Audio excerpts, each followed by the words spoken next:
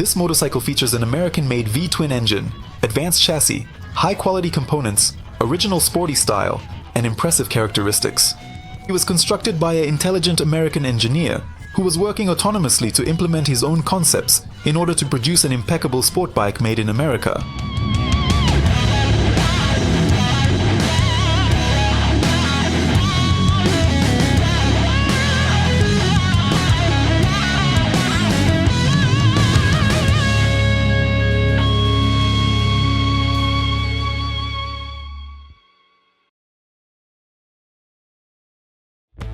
Royer is a US example of exoticism, developed by an engineer from Illinois named Walter Rik.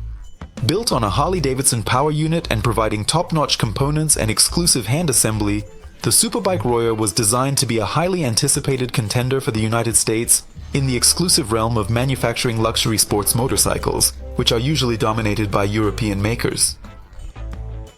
Walter Rik, an engineer from Gurnee, Illinois, a technical specialist at Volkswagen, involved in motorcycle design since the 90s.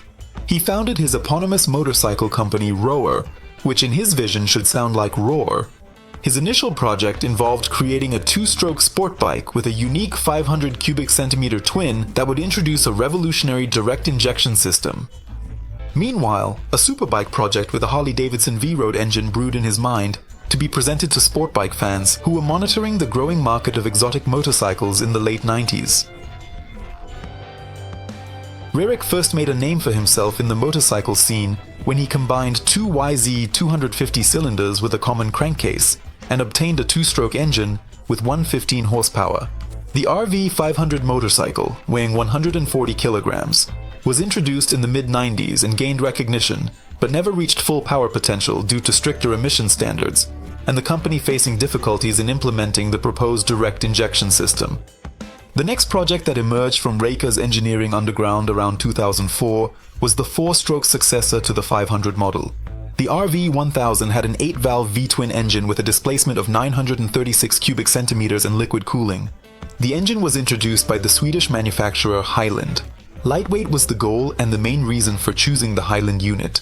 The dry weight was supposed to be around 150 kilograms, with 120 horsepower.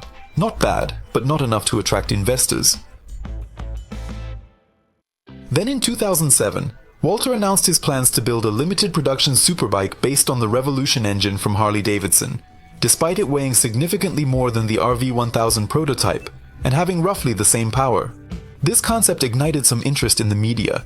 The V-Roar 1130 was greeted with enthusiasm, but the occurrences of 2008 sparked a conspiracy against the recently emerging project. More on that at a later time. Back in 2007, reputable motorcycle publications were writing about a new American superbike that was supposed to steal the crown from Buell. Similar motorcycles with Harley engines. The V-Royer resembled a blend of all exotic motorcycles of that time. Some parts of Ducati MV Agusta in bodywork, frame is similar to Bimota frames from the 90s, and a side-mounted radiator straight from the Honda RC51. What's more, it was supposed to house a powerful and relatively modern Harley Veyroth engine. This provided Walter with additional authority, as Eric Buell was still utilizing outdated Sportster engines with air cooling in his XB lineup of motorcycles. The Royer 1130 looked like a winner. American origin, Italian style, and most importantly, the element of public desire. All of this helped propel Royer to the forefront in motorcycle media, where the project received disproportionately many positive reviews, considering how essentially straightforward it was. In summary, the engine was highly advanced for its time. It was developed by Porsche, and it had potential for significant modifications. In the 1130 cubic centimeters version, Walter kept the engine stock and planned to build 50 motorcycles in 2008 at an attractive, in quotes, price of $39,995. Although deemed acceptable due to high-quality components and hand assembly, it's unlikely to be profitable. For this price in 2008, you could buy a Ducati 1098R or a Bimota DB7. The motorcycle, powered by a cruiser engine, could not withstand such fierce competition. The engine is in a steel frame with 2 longitudinal beams and 2 side plates made of aluminum blanks. The rear subframe supports were built with carbon fiber, like the body.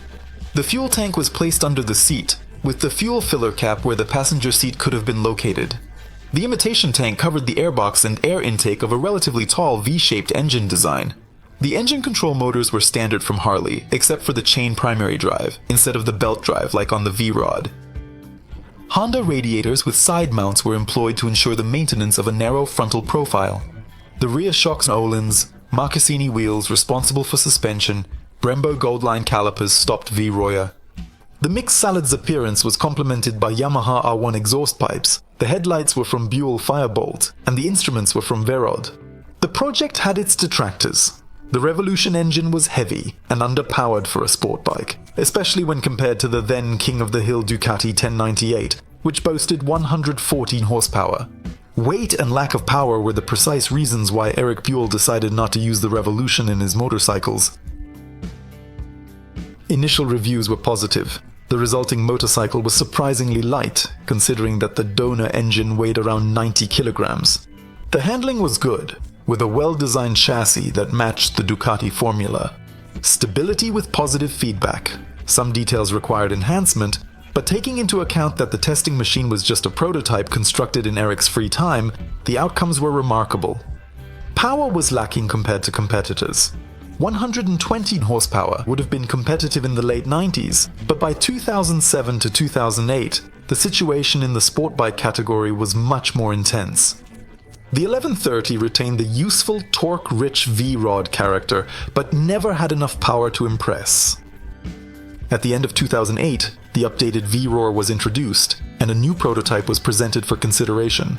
Featuring the same stunning bodywork, but with a new blue-silver color and its own single-sided swing arm design, the 1250 SC used the updated Revolution engine introduced in the V-Road the same year. Otherwise, it was more or less the same machine, but now with a starting price of $49,999. It also developed 169 GP, expressing gratitude for Eric's clever supercharger, which is why we refer to it as the SC. This addressed concerns regarding the power shortage in the 1130 model. The supercharger was a highly compact device with a belt drive that was small in size, allowing it to be installed beneath the false tank. Unlike traditional superchargers, the installation on the 1250 uses a small supercharger with a high compression ratio connected to a bypass system, recirculating compressed air back into the compressor to provide instant response. The supercharger was adjusted to provide boost in proportion to the engine's rotation speed, resulting in the 1250 having an exceptionally linear power delivery without any delays. The Revolution experienced insufficient loads, rendering it ideal for forced induction with minimal modifications due to its well-suited characteristics. The SC retained stock pistons and compression ratio. An intercooler was not needed. The choice of the Revolution engine made sense here. Reviewers highly praised the smooth, wide power band and well-tuned delivery, qualities that were not experienced in any other forced induction engine. It was an impeccable, impressive outcome for a fledgling, at a time when numerous major manufacturers were still grappling with challenges related to throttle response. However, not everything was so good. Despite the impeccable product exceeding expectations, the V-Royer was introduced at the wrong time. Until 2008, the market for expensive and exotic motorcycles thrived, like many other luxury items. As the global economy faltered, demand for pricey handmade toys plummeted in one region, particularly in the USA, where the economy sharply declined. Rik himself acknowledged financial problems, lack of orders, and numerous cancelled deposits. In 2010, Rik attempted to revive his brand by introducing a couple of electric sport motorcycles, capitalizing on the green trend prevalent in the motorcycle industry at that time. The Rower e-Supersport and e-Superbike were built on a South Korean Hyosung GT 250 Armada chassis. Considering the additional weight and power of the electric mechanism, both received positive reviews from the press, which had nothing to compare them to. There was virtually no competition, but there was also no demand. Electric motorcycles were not the attractive, enticing exotic like the V-Rover.